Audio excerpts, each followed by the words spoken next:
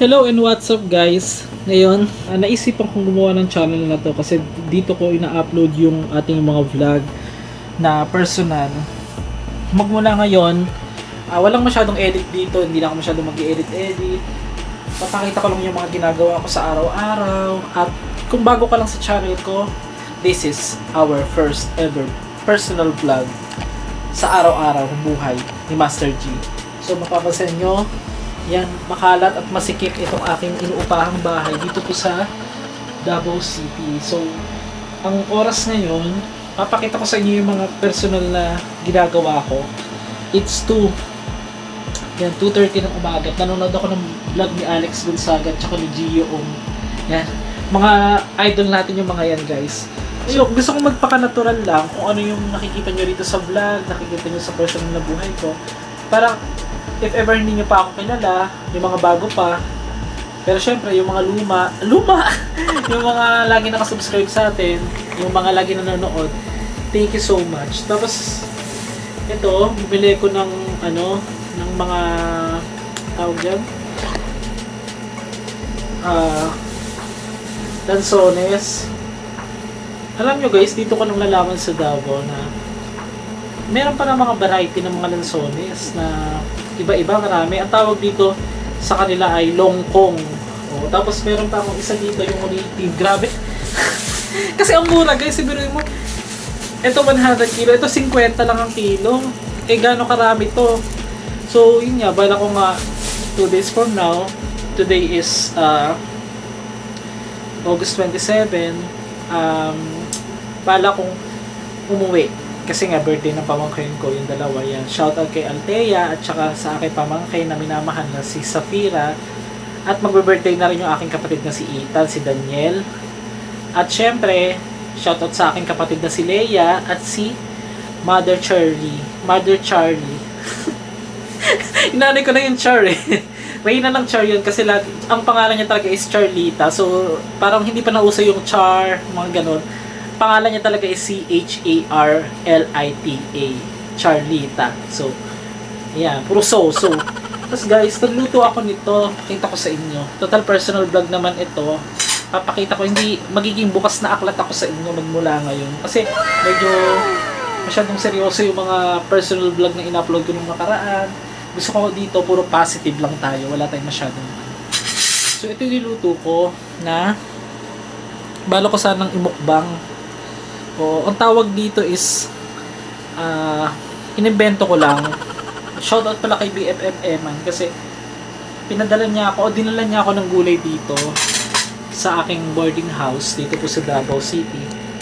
Ba't ko ba pinili na magstay dito sa Davao City? Wala lang. Kasi dito yung mas feel ko yung yung life ko. Sabi nga nila sa Davao City, life is here, di ba? So, yun. Tapos nilagyan ko nito yung gulay nitong olive oil. Bongga yan guys. Pero supportahan mo naman yung channel natin guys, syempre. Hindi yung puro mga gala lang sa cemetery. Abangan nyo yung ating mga another vlog sa ating main channel. So, itong channel na to is more on personal now. Actually, galing ako kami kanina dun sa bahay ng mama ni BFF Eman.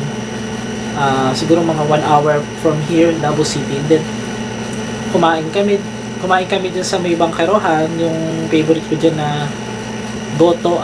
Para siyang Mami Bones ang tawag nila dito.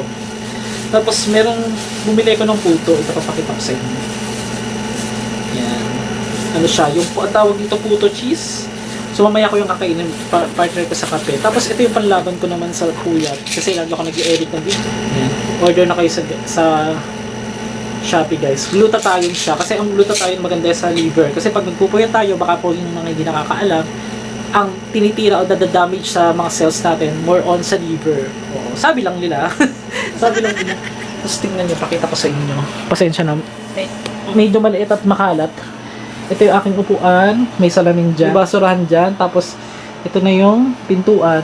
Ayan. So, dito, pakita ko sa inyo. Ang laman nito is yung mga camera. Yan, mga ginagamit kong pang-edit, mga lights. Oo. Meron akong pabango dyan. Kasi hindi ko naman bahay ito.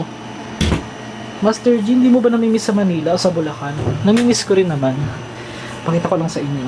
Meron ako ditong coffee maker na hindi ko masyado nagagamit. Pero ngayon, since nagkakape ako, wala na palang laman. Ba yan? Kailangan ko na mag-grocery tomorrow. Halo-halo. Magulo yung aking gamit eh. Hindi pa ako nakapag-ayos. Tapos ito yung aking phone.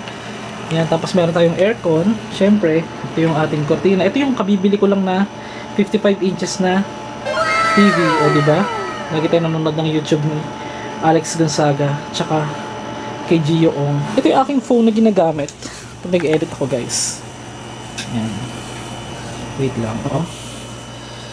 Yan yung bago kong vlog. Abangan nyo po yan sa ating main channel. Yeah. Meron akong ilaw dyan. Syempre pa. Ito yung native na tinatawag nila. 50 per kilo. Hindi ko alam kung 50 or tikman natin. Nagmukbang pala ng prutas.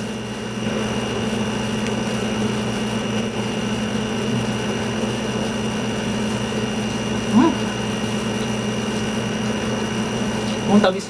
May nagtataka. Piyok. May nagtataka, guys, bakit pagka tumitingin ako sa lens ng camera, laging dun sa side na yun. Kasi nga, napi-flip kasi itong screen yung ginagamit namin camera. A6700 na Sony. Gusto ko kasi yung Sony kasi although hindi naman ito bayada ng Sony.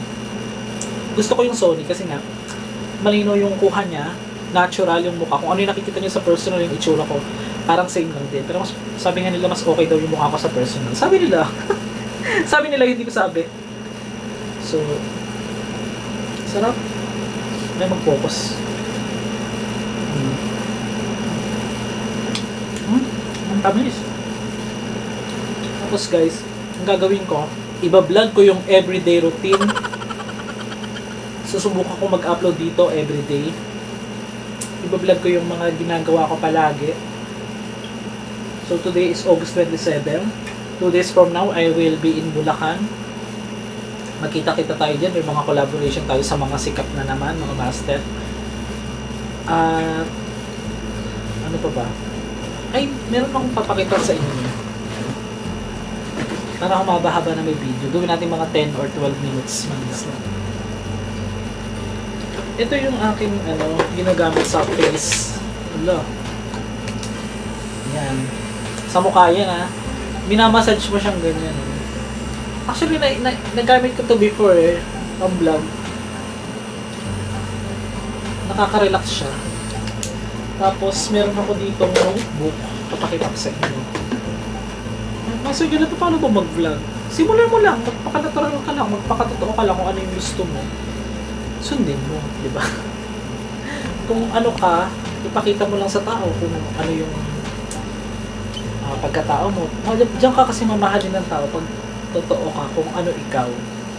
Ako kasi hindi ako takot na mawalan ako ng subscriber na hindi ako magugustuhan sa ugali ko. Kasi kung ano ako, ito talaga ako. Bawa, meron ako sinagot na basher. Pagpalagay mo, namura ko din ang hindi ko naman sinasadya. Kasi masyadong matindi yung ginagawa niya. Although mali naman talagang patulan. May pagkakataon guys kasi na kailangan mong ipagtanggol yung sarili. So ito pakita ko sa inyo. Ang ganda nitong aking book. Dito naka-ready yung mga past vlogs. Dito yung aking mga past. Yan. Yung mga past na vlogs na na-accomplish ko. Yan. Mga planner. May mga plano ako na ako lang nakakaalam. Sinusulat ko dito. So, yan, makikita niyo yung mga plans. Bohol to Manila. Mga flights. So, ngayon, ngayong upcoming September 24, kinasisigla or kinatutuwa akong sabihin sa inyo na meron tayo mga another vlog. Abangan nyo yan. Yun yung mga flights natin. Grabe. Meron tayong Tacloban, meron tayong babalik tayo ng Boracay, if ever, kasi meron doon akong vlog na kailangan kong puntahan. So, yun guys. Ito, tikman natin yung Duco. Duco. Meron din isang, nito na Duco ang pangalan. Yan. So, ito, marami pa rin magtataka. sasabihin ko na kung bakit ko talaga pinili or bakit ito talagang Davao. Sa lahat ng lugar sa Pilipinas, yung pinaka nagustuhan ko, number one, ang mga tao walang pakialaman. Although may mga marites din, marami ding marites. Sa dami ng pinupuntahan ko lugar, lahat kasi guys, inaano ko yung yung tawag dito, inoobserbahan ko yung mga ugaling tao. Kaya lang dito, syempre may mga pangit din naman, di naman perfect. Dito nakakatawa lang, dito ko lang na-experience yung nagdadrive ako ng motor. Dalawa-dalawa yung nag-overtake sa akin kabila, left and right. Dito ko lang na-experience yun. Tsaka parang lagi nagmamadali.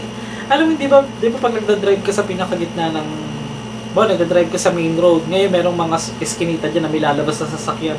Laging sila ang mauuna, guys. Hindi pwedeng, for me yun yung obserbahan ko na lalabas ako ng, hindi ka talaga paparaanin. Kumbaga parang nasa highway ka dapat, di ba, ang magbibigay yung lalabas dun sa sulok o dun sa something. Pero talaga guys, dito, wala talagang patawad sa ganun. Tsaka dito hindi uso yung ganun. Alam mo yung uso dito yung action kaysa doon sa bunganga.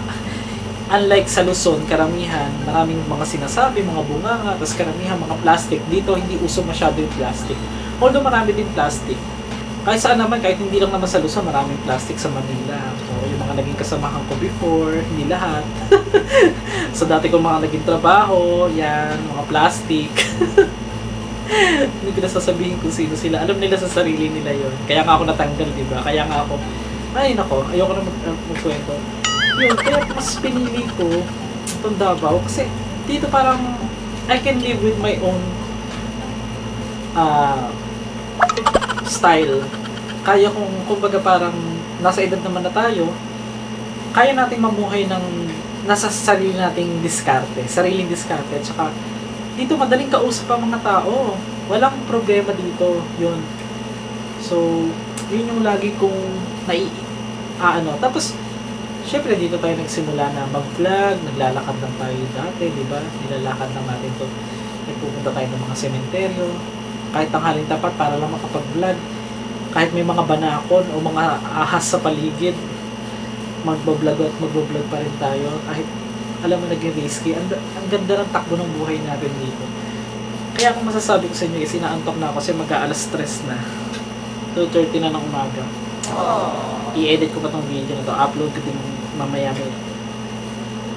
Since 2018, nagpunta na ako dito eh. Pabalik-balik na lang. Wala sa plano ko yung pagbablog before. Hindi ko ina-expect na babagsak tayo sa pagbablog. Pero I think Davao or Mindanao, Davao is my lucky charm. Dito ako nagsimulang swertehin, dito nagsimula ang lahat. Although sa Manila, sa Bulacan, doon ako nagsimula. Siyempre hindi ko naman makakalimutan yung aking hometown. Pero kung papipiliin nyo ako na saan ko gustong tumanda, dito na po sa Davao City. Yun. Ewan ko, ba't pinili ko tong Davao?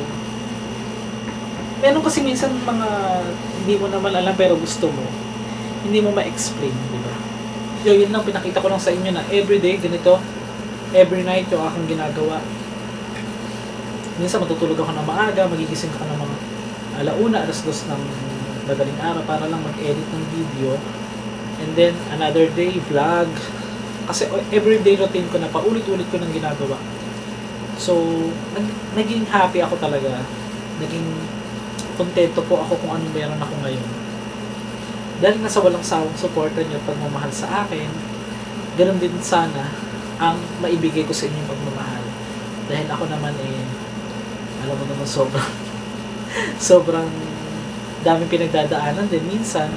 Pero patuloy lang ang laban ng buhay kasi tayo naman is lagi nating iisip na may mga pagsubok man sa buhay natin. Nandiyan ang Panginoon, nagagabay palagi sa atin.